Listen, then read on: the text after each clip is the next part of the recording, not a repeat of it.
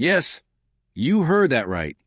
Tiffany Henyard, the self-proclaimed super mayor who once strutted through Dalton, Illinois, as if the whole village was her personal stage, is now just one small step away from trading her tailored suits for an orange jumpsuit. A Cook County judge has officially had enough of her endless defiance, and the order couldn't be clearer. Show up in person to court this Friday, or face being found in contempt. No more delays, no more excuses, no more hiding. If she doesn't walk through that courtroom door, she could be escorted straight to a jail cell. No pass and go. No collecting $200. She's no longer the mayor of Dalton. She's no longer running Thornton Township. Her official power? Gone. But the chaos she left behind? Still alive and kicking. Even stripped of every title, Henyard clings to the persona she built. Part political celebrity, part untouchable queen. But in a courtroom, none of that swagger matters. It's about facts, truth, and obeying the law. And right now, she's striking out on all 3 counts. The glitz is gone. The stakes are real.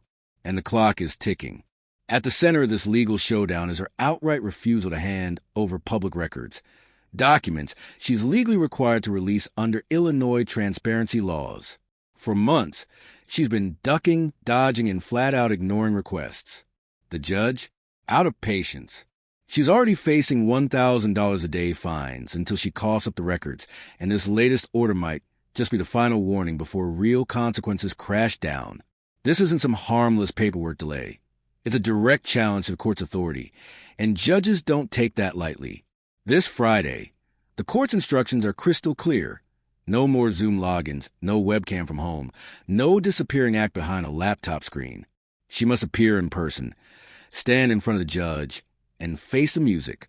If she doesn't, physical contempt. And that means real jail time. Not the metaphorical kind. Actual metal bars, locked doors, and a mugshot in the system. And remember, this moment isn't just about one case. It's the product of years of public frustration, relentless investigative digging, and a long, ugly trail of waste, mismanagement, and self-serving moves that defined her time in office. During her most recent appearance, Henyard logged in remotely and tried to wash her hands of responsibility for the missing documents. Her claim? She was merely the face of the village, not the one who actually kept track of records. But this excuse isn't new. She's rolled out before, hoping it would stick. This time, though, the judge isn't buying a single word. The patience is gone, and the court's tone has shifted from warning to action. The records she's guarding so fiercely aren't just dusty files. They're a direct window into her spending while in power. Credit card statements, travel receipts, questionable purchases that raised every watchdog's eyebrow. Journalists and accountability groups have been filing FOIA requests for months, and each time, the door's been slammed shut. And now, even with her name off the office door, Henyard still refuses to open the books. That defiance has only fueled the fire. When pressed about taxpayer-funded trips to Las Vegas, Henyard didn't exactly offer an apology. She smirked. A reporter asked, "Did you fly first class to Las Vegas?" Her answer? Any other questions? That smug dismissal stuck in people's minds.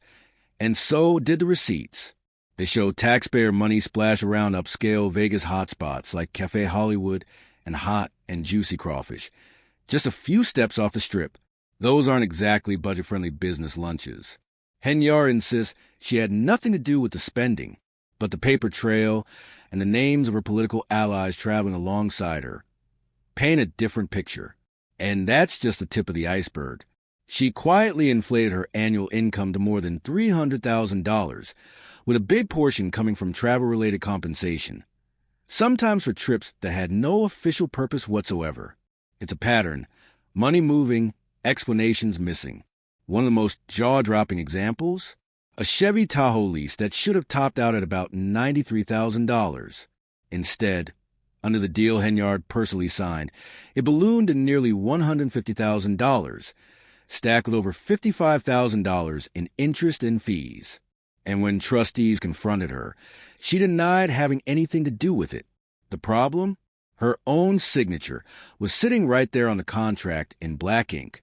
And she didn't stop there.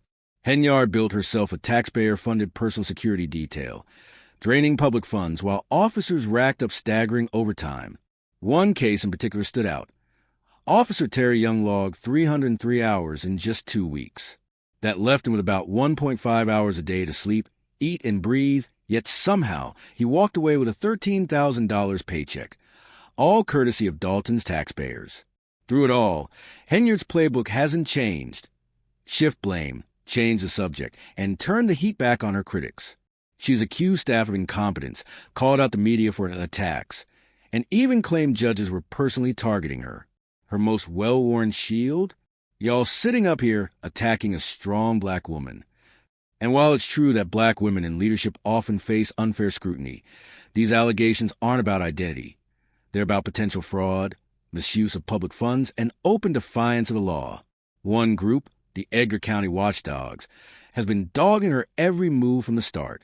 They filed their first FOIA request way back in January 2024, demanding transparency. Fast forward to June, and she's still refusing to hand over the records. The judge's patience? Gone, which makes this Friday's hearing a make-or-break moment. If she skips it or keeps stonewalling, contempt charges will be inevitable. The fines will keep piling up, and that maybe of jail time will turn into a guarantee. And remember, this courtroom drama is only one battle in a much bigger war. The FBI is still digging. The Illinois Attorney General is still digging. More charges could be on the way. Jason House may be Dalton's new mayor, but the whole Henyard left, financially and politically, is still casting a long shadow over every move the town makes. As if things couldn't get stranger, Dalton is now facing another bizarre controversy, an attempt to seize a child at home of newly elected Pope Leo, the first American pope who, yes, was born right here in Dalton. Against that surreal backdrop, the question becomes even sharper. Will Henyard finally be forced to face the full weight of the law? Will she be dragged into the courtroom to testify, fined until her accounts run dry, even jailed? Or will she pull off another escape, blaming everyone else and spinning the story to suit herself? So, what's your call? Is this the moment Tiffany Henyard finally gets held accountable, or just another chapter in her long-running escape artist act? Drop your take in the comments. If you think this story matters, smash that like button, share this video, and subscribe so you don't miss a single update. Links to support the channel are in the description. And stay tuned, because Friday's court showdown, it could be the day everything changes.